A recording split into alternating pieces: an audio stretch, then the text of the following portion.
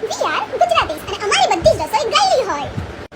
અમે ગુજરાતી છીએ અને અમારા ઘરે લાઈટ ગઈ હોય તો અમે પેલા પાડોશીની લાઈટ જોઈએ કે એમના ઘરે ગઈ છે કે નહીં, તો અમારી ગઈ તો ભલે ચાલે. અમે લોકો અમેરિકા બી ફરવા ગઈએ તો અમારી બેગ આખી થેપલાની ભરેલી હોય, કારણ કે અમને તો ભાઈ થેપલા વગર ના હાલે. અમારા ગુજરાતી બૈરાનો જન્મ ખબર છે શેના માટે થાય છે? પૃથ્વી પરથી લોટ ખતમ કરવા માટે. સવારે ભાખરી, બપોરે રોટલી, રાતે થેપલા, 24 કલાક બસ લોટનો જ ઉપયોગ કરવાનો, બીજી ત્રી વસ્તુનો ઉપયોગ નહીં થાય. વી આર ગુજરાતીસ અને લંડનમાં જેટલા માણસોને લગ્નમાં આમંત્રણ મળે ને એટલા તો અમારે ત્યાં લગ્નમાં રિહાઈન બેઠા હોય.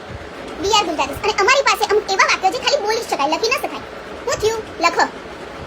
કોઈ અંગ્રેજી વ્યક્તિને સંભળાયું ના હોય ને તો એવું બોલે, I am sorry, can you repeat again? અને આપણને ના સંભળાય તો હું અંગ્રેજી વ્યક્તિને અમુક ટોપિક બંધ કરવો હોય ને તો એવું કે લીવ ઇટ, સ્ટોપ ઇટ. અને આપણે મઈ ગયું મૂકોને હવે પારકી પંચાત કરવી.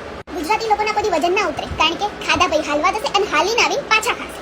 ક્યાં મેળ ખાય? ગુજરાતી લોકો એટલા પાકા હોય, પાવાગઢ દર્શન કરવા બી જાય ને માતાજીના, ત્યાં બી માતાજી તમને દર્શન ના આપે ને તો બી ત્યાં બી મૂકેલી પાવલી એ પાછી લઈ લે. અને આપણા ગુજરાતના મૂળ અને કુળ વડાપ્રધાન પાસે પાકિસ્તાન વાળાઓ કાશ્મીર માંગે છે. વિચારી લો.